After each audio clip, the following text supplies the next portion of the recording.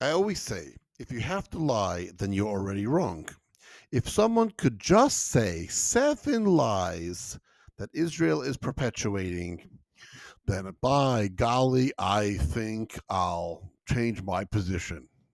Oh, wow, this guy's going to tell me 7 lies that built Israel. Interesting. Lie 1, that God promised the land to the Jews.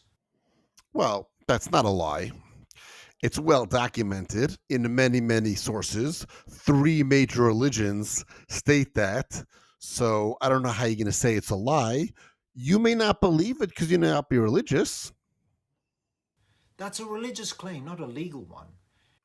Just because it's a religious claim, not a legal one, does not mean it's a lie. So, 0 for 1.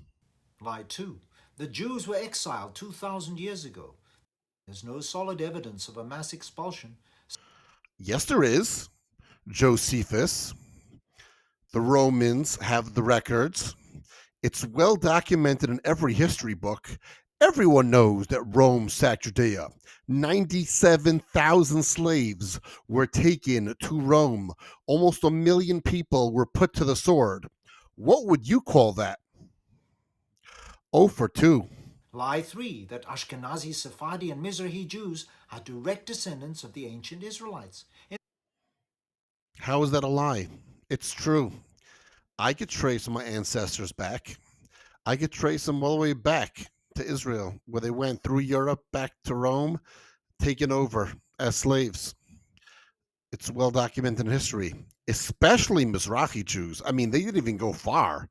I mean, they just have to trace back that they were in that area, and we all know that they were in the area from the Babylonian times, from Babylonia exile. In reality, most descend from converts across Europe, West Asia, and North Africa. There's absolutely no proof whatsoever. Mass converts? Tell me something. Why, in a time of history, when Jews are the most persecuted during the Middle Ages, that's when people converted to Judaism. Hey, the Christians and the Muslims are basically persecuting the Jews, making them second class citizens and killing them. Let's convert to the Judaism. That is the most preposterous thing I've heard. Next. Lie 4, that it is acceptable to found an ethno-religious state in the modern world. It was established by secular Jews. They didn't really care about the religion. They were Jewish by name only, basically. Sure, they cared that they were Jewish because their ethnicity, and that was basically just it. And to expose your lie even further, there are 24 Muslim countries that are real ethno-religious countries. 24 of them. So you're ignoring the fact that the entire Middle East, Northern Africa, all that you're ignoring are ethno-religious states. But for some reason, it's a lie that a Jewish one could exist. So far, you're really striking out. Lie 5, that only a Jewish ethno-state can protect Jews from persecution. I don't know if only an ethno Jewish state could protect Jews from persecution, but it definitely helps.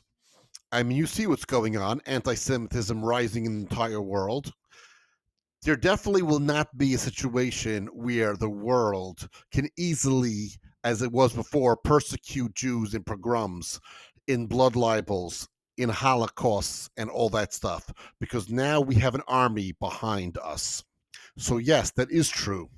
You are 0 for 5. Man, you stink at this. Keep going, dude. This erases centuries of coexistence in Muslim lands and Centuries of coexistence in Muslim lands? Are you crazy?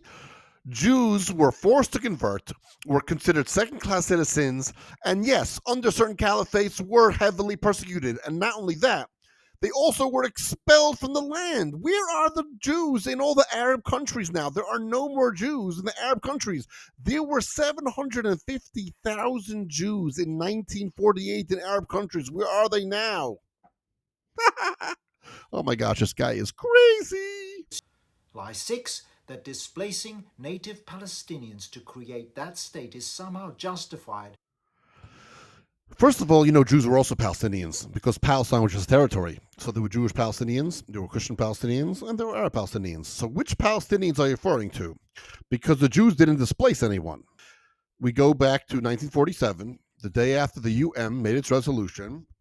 The Arabs attacked and tried to get more land.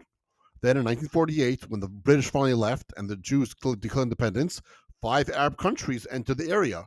They told all the population that was going to be in the designated Jewish state to leave, and they would reward them. They left voluntarily or because they were scared or for whatever reason. And guess what? They lost the war. A, they left voluntarily, and B, the Arabs attacked in a war. When you lose a war, there are consequences. There are consequences when you lose a war. Lie 7. That apartheid, occupation, ethnic cleansing, and even genocide are acceptable tools to preserve it. Really? Okay. First of all, the only apartheid that goes on is going on in Arab countries because they, first of all, the Sunnis and the Shiites, they don't get along. You cannot be Jewish in any of those countries, so that's apartheid. You cannot be Jewish in Gaza, that's apartheid. You cannot be Jewish under the Palestinian Authority in the West Bank, that's apartheid. You're talking about G-side, what's going on in Yemen, what's going on in Syria, what's going on in Pakistan. Those are real things. That of course, you're right, they're not justified. So the first thing that you said is not a lie, but has nothing to do with Israel. So you're right. All those things you just said is not a lie, but they all don't apply to Israel. They all apply the Arab countries. So you are 0 for 7, my friend. I think I'm going to keep my position. Nice try.